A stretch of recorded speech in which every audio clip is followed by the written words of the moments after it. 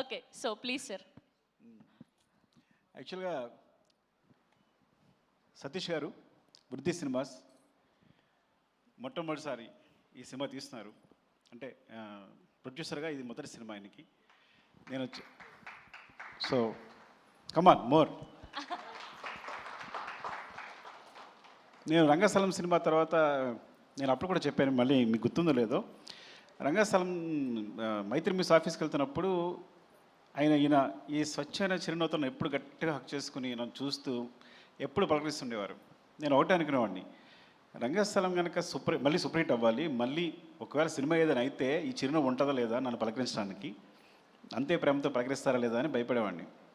నేను రంగస్థలం సక్సెస్ మీట్లో అదే చెప్పాను. నేను సక్సెస్ ఫంక్షన్లో నేను ఈ సినిమా సూపర్ అంటే సినిమా హిట్ అవ్వాలని కోరుకున్నాను, అంటే మళ్ళీ అంతే ప్రేమతో నేను పలకరించాలి అని కోరుకున్నాను. ఈవెన్ పుష్పకు కూడా అదే చెప్పాను యాక్చువల్గా. సో మైత్రి మూవీస్లో అందరికీ మమ్మల్ని అందరినీ ప్రేమతో పలకరించి మంచిగా చూసే వాళ్ళందరినీ ఆయన తర్వాత ఆయన ప్రొడ్యూసర్గా మొదటి సినిమా చేస్తున్నారు. We're so happy actually.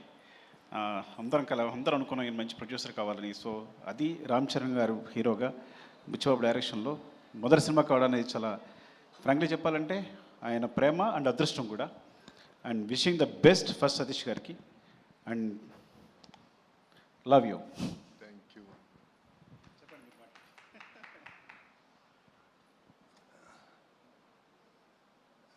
Print మీడియాకి, ఎలక్ట్రానిక్ మీడియా